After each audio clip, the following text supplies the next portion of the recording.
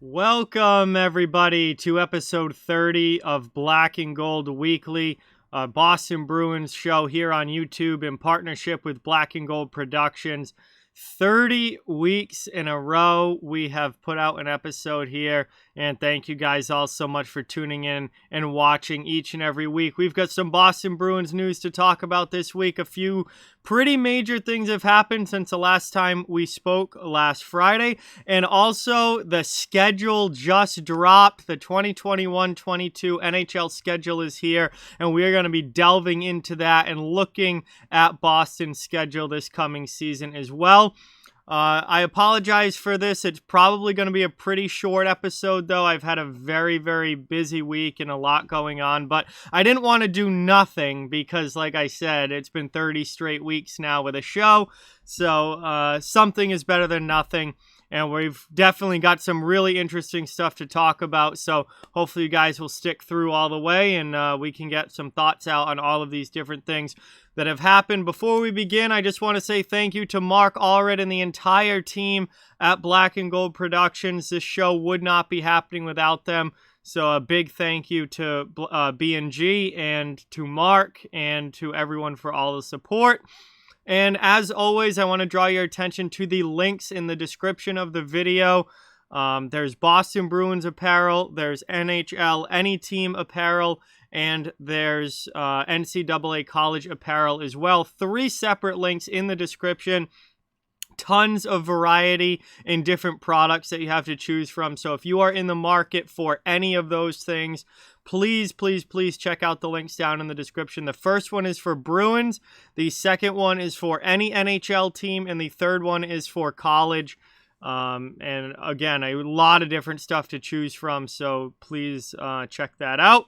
But without further ado, let's get into it here. We are going to be talking about some news things that have happened over the past week since our last episode, starting with the retirement of Kevan Miller. Now, this is definitely not unsurprising, given his, or it's not surprising, I should say. It is unsurprising, given his injury history over the past few years, and his body just flat out wore down, and he is probably making the smart and correct decision here to hang up the skates and move on to whatever he wants to do now with his life beyond playing in the NHL. But Kevan Miller has announced his retirement, and that obviously does leave a spot open on the Bruins defense where, you know, they're going to be looking to possibly fill that this offseason in free agency or via trade. But I just want to say a big congratulations on a great career to Kevan Miller. I absolutely loved him. I remember watching him down in Providence with the AHL team and loving him down there. He's a big, tough, stay-at-home defenseman who was not afraid to fight, not afraid to get physical. Really did play the style of hockey that I really enjoy. So loved him down in Providence, was really happy when he made that jump up to the NHL, and obviously had some pretty good seasons in the NHL as well as a tough stay-at-home D-man, became a veteran leader for this team down the line.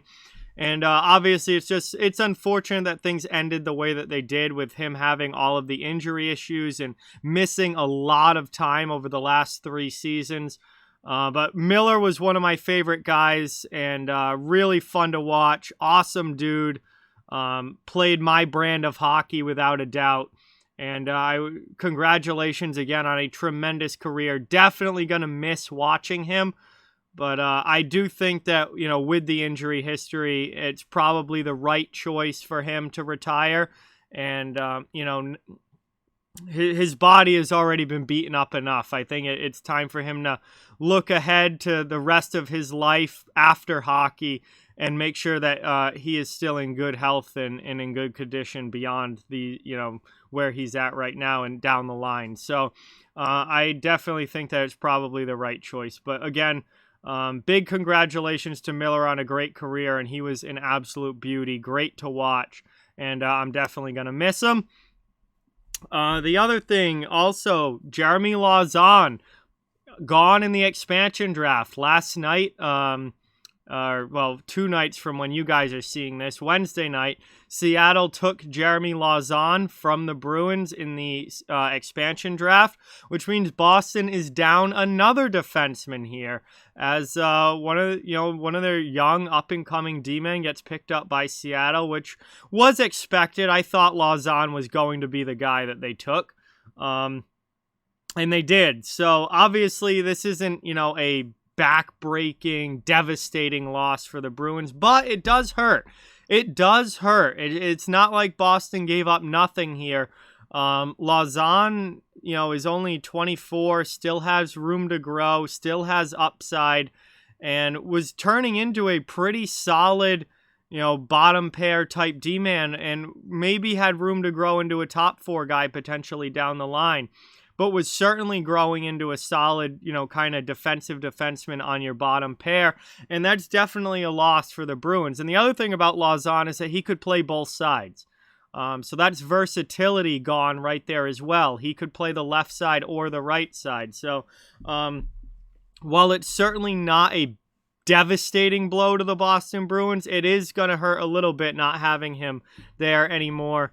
And again, that's another defenseman now that Boston is down. And this was an offseason where one of Boston's main focuses needed to be adding defensive depth, because that's ultimately what cost them in the playoffs, was not enough depth on the back end. Instead of, so far free agency hasn't opened, obviously, but so far Boston has just lost 2 defensemen. So that is something that Don Sweeney is going to have to address now over the course of the rest of this offseason. And they're going to have to get some new bodies in there on the back end, because Miller is gone via retirement and now Lauzon is gone via expansion draft. There's not much else there. There's not much else there waiting in the wings to step up. Did not like what I saw from Zaboral. I don't think there's much of a great future there. Vakanainen seems to be a very big question mark now. I don't know if his defensive game is ever going to get to the level where he's going to be an everyday NHLer.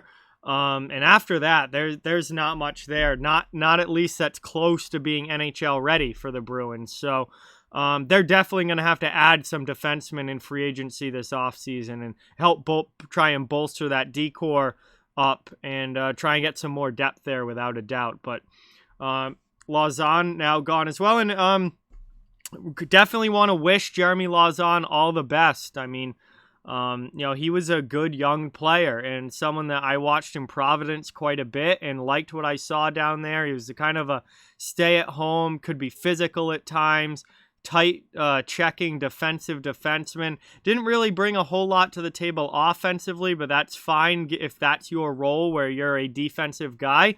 Obviously could kill penalties, and I think, maybe with development the offense would have come a little bit more, but Boston's definitely going to miss him, because out of all of their, guys who are kind of on that line, I don't want to say young defensemen, because McAvoy and Carlo are still very young defensemen, but they are like bona fide, very good McAvoy's a star.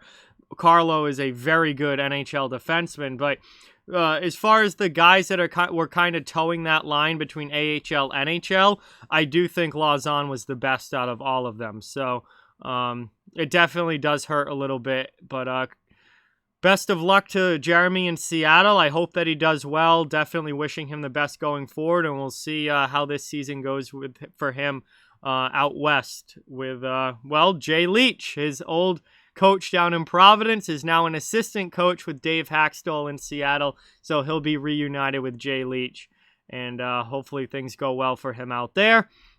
And the final piece of news is that Taylor Hall is all but guaranteed to be coming back to the Boston Bruins. Now, the deal, I don't believe, at least as of me recording this, has not been officially signed, because they are trying to just work out the final lingering details of Hall's contract, as far as no trade clause and like what kind of clause he's going to get in his deal. But the money in the term is out there.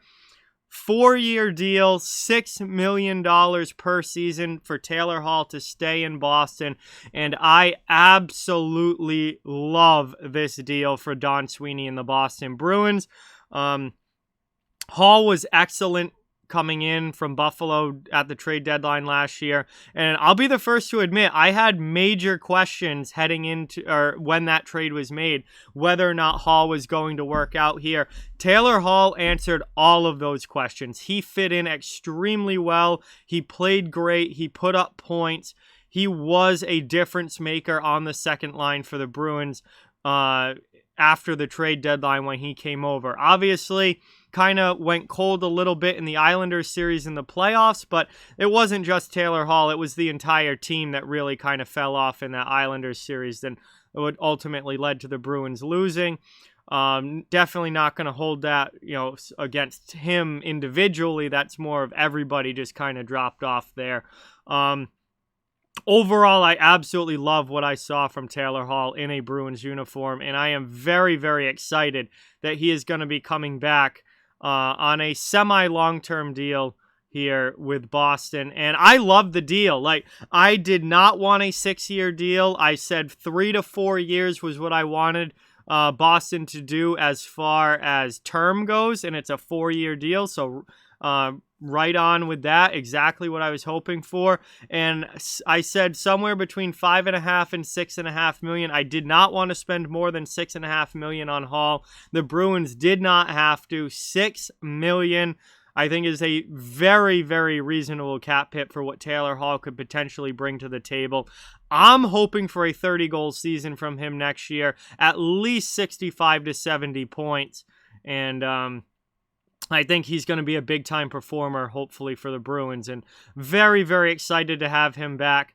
Very happy that the Bruins were able to get him on a rather team-friendly, very reasonable deal.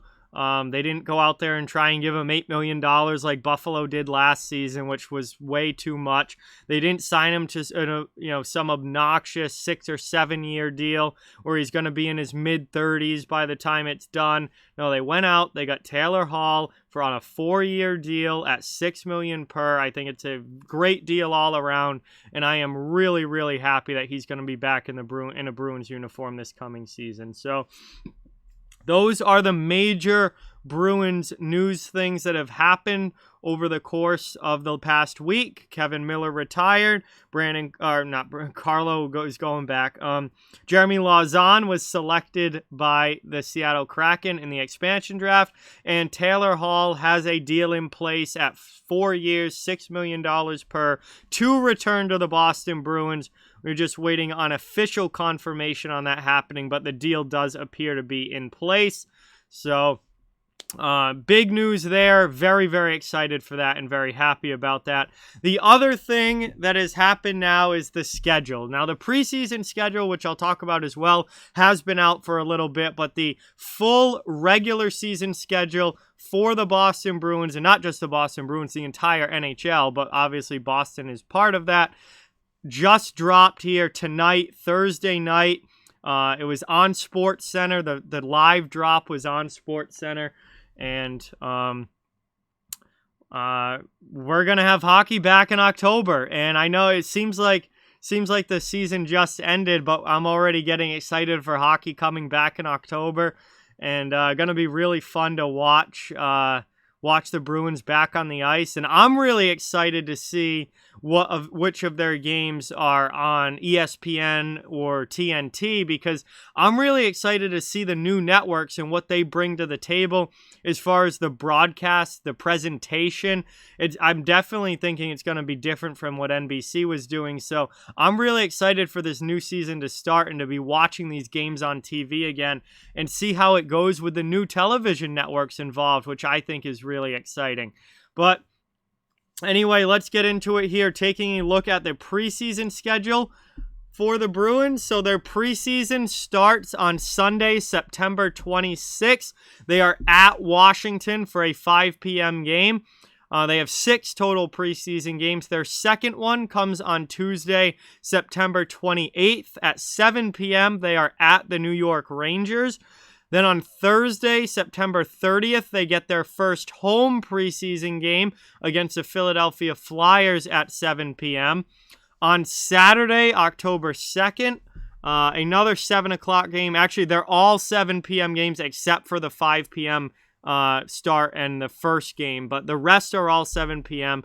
They're at home again on that Saturday against the Rangers. Then they go to Philadelphia on Monday, October 4th. And then they are back at home against the Capitals on Wednesday, October 6th. And that is their final preseason game before the start of the regular season.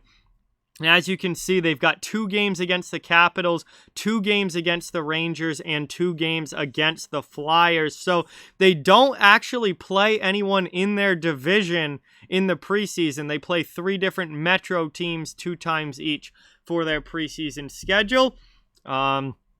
Obviously starting the end of September and going into the beginning of October. And then we get to the regular season, and we are back to normal, everybody, with the regular season. 82-game schedule, back to the normal divisions, not the COVID divisions that we had last year, and back to a normal schedule where you are playing every team around the league in both buildings.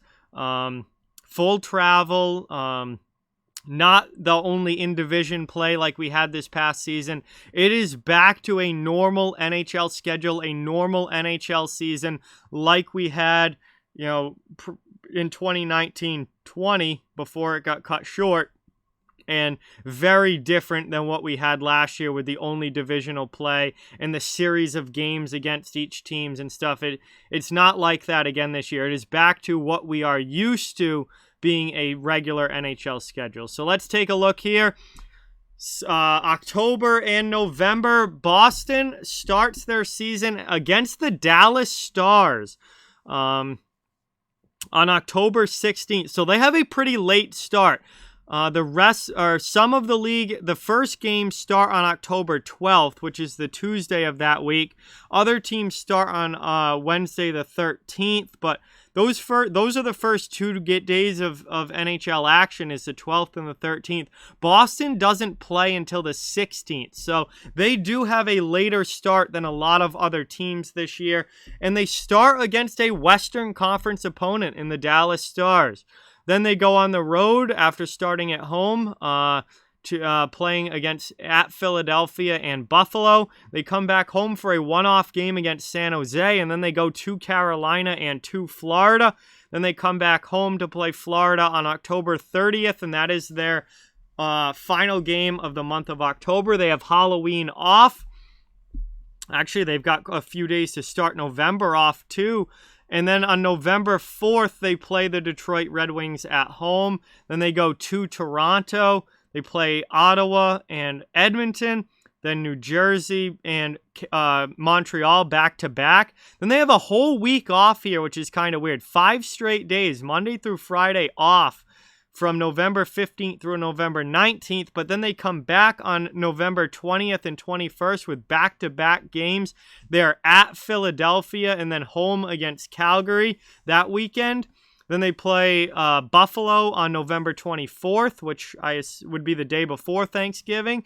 And then the day after Thanksgiving, they play at home, per usual, against the New York Rangers. They have the Black Friday game against the Rangers on the 26th, the day after Thanksgiving. So I'm glad that they kept that in Boston's schedule because that really is kind of Boston's thing. They have been doing that for a long time. And they have Vancouver and Carolina to close out November. Moving on now to December and January here. December is a busy month for the Bruins. They have a lot of games piled into December, and January as well. These 2 months are very busy for Boston.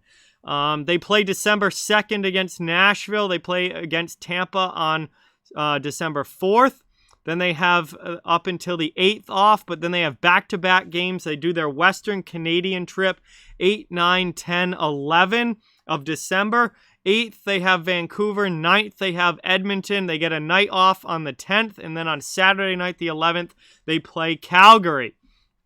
And they come back home for a one-off game on home ice against Vegas. And then the next night, the 15th, have to play the New York Islanders. Then they go to Montreal and Ottawa for a back-to-back on the 18th and the 19th. They have the 20th off, and then the 21st, they play Detroit at home. And the 23rd, they play Colorado at home. Then they get their Christmas break off, 24th, 25th, 26th. There are no games. They play at home against the Pittsburgh Penguins on the 27th. That'll be their first game back after Christmas. And then they close out December on the 29th against the Ottawa Senators. They have New Year's Eve off, but they do play on New Year's Day. They'll be playing the Buffalo Sabres at home. Then they go to Detroit on Sunday, a back-to-back games here to start January the 1st and the 2nd.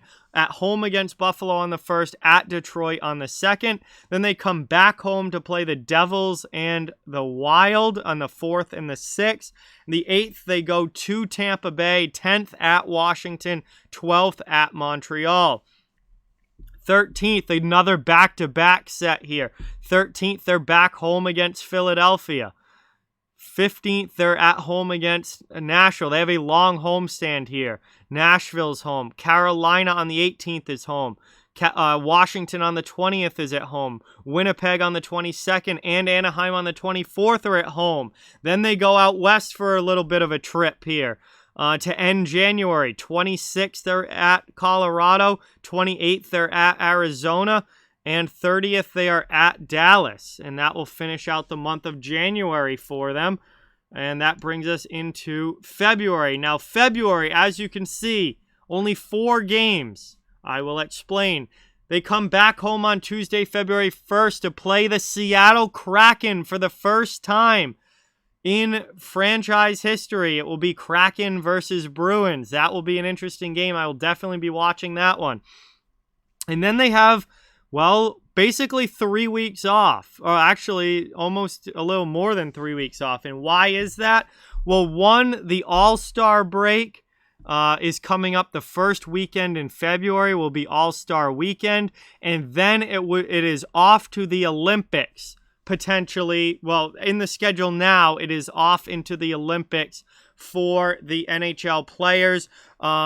This schedule is assuming that the NHL players will be participating in the Olympics. The NHL is letting them participate in the Olympics. It's just coming down to the IOC, the Olympic Committee, to actually get a deal done with the NHL that will have the players participating. But the schedule that the NHL released tonight has the Olympic break in it. So that is why there's a giant 3 weeks off in the middle of February, because the All-Star break will go right into the Olympic break, and then the league will start back up at the end of February. And Boston will start back up, coming back from the Olympic break with a long road trip out west. February 24th at Seattle for the first time. They'll play in Seattle. Then to San Jose, LA, and Anaheim, the California trip right after that on the 26th, the 28th, and the 1st of March. And then Vegas on the 3rd of March, and then a quick stop in Columbus on the way back home from out west on March 5th. Then they get 3 games at home, LA, Chicago, and Arizona, March 7th, 10th, and 12th. And then they go back out on the road. Chicago, Minnesota, and Winnipeg. A little bit of a Midwest trip there. 15th, 16th, and 18th for the Bruins. They come back home for a one-off home game against Montreal on the 21st. Then they go to Long Island for a matchup with the Islanders back-to-back on the 22nd. Then they come back home for a homestand. Tampa Bay on the 24th. The Islanders on the 26th. 29th against Toronto, and 31st of March against New Jersey. So 4 home games there. And then that brings us to the final month of the season, which is April. And the homestand actually continues for a 5th game, as their first April game will be on the 2nd against Columbus at home. Then they go to Columbus on the 4th and Detroit on the 5th. at Tampa Bay on the 8th, at Washington on the 10th. So another little road trip there. And they come back home for 3 straight. St. Louis on the 12th, Ottawa on the 14th, and Pittsburgh on the 16th. Then they go back on the road for a couple, St. Louis and Pittsburgh, 19th and 21st. Come back home for a home-and-home back-to-back set with the New York Rangers. 23rd is in Boston, 24th is at New York. Then they come back home for a couple of games, the 26th against the Panthers and the 28th against the Sabres. And then their final game of the 2021-22 regular season will be against the Toronto Maple Leafs in Toronto on April 29th. And then, as you would assume at that point, the playoffs would be starting in early May for the NHL, and they'll be hoping to wrap that up and have a Stanley Cup winner by the end of June. So back to a much more normal schedule here, actually a completely normal schedule here, a much more normal NHL season, playing all the other teams, not just within your division. The divisions are back to the normal divisions, and obviously, the schedule is jam-packed again with an 82-game season. They obviously have the Olympic break in there. They have the All-Star break in there. And the schedule is out. So we know who Boston will be playing on which days in 2021-22 over the next season. And I am, again, like I said earlier, really, really excited for hockey to come back and to be able to be watching the Bruins once again. But those were pretty much the main things I wanted to go over in this episode. We've got the Kevan Miller retirement, Jeremy Lauzon being selected in the expansion draft, Taylor Hall coming back to Boston, all but guaranteed, and the schedule dropped and next season's schedule is out. So that is going to do it here for episode 30 of Black and Gold Weekly. Again, a big thank you to Mark Allred and the entire team at Black and Gold Productions. This show would not be happening without them. So a big, big thank you there. Be sure to check out blackandgoldhockey.com for all the work that all the great writers at B&G Productions are doing. The podcasts are all available there. And they've got some awesome shows on there as well. So please check out blackandgoldhockey.com. Don't forget about the links down in the description. Boston Bruins apparel, NHL apparel, and NCAA college apparel, all available by those links in the description. A huge selection of products. So please feel free to check those out. And last but not least, thank you to each and every one of you for watching. It is greatly, greatly appreciated. And again, this would not be happening if there was no audience. So thank you so much for tuning in. Episode 30 already. It's unreal. 30 Fridays in a row. I've dropped an episode here of B&G Weekly.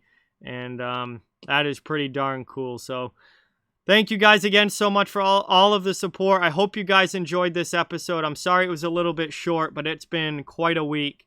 And we'll be talking to you again very, very soon with episode 31. So thank you guys so much. The off season is rolling along. There's plenty to talk about. And that's going to do it for this one. So thanks again, guys, and talk to you soon.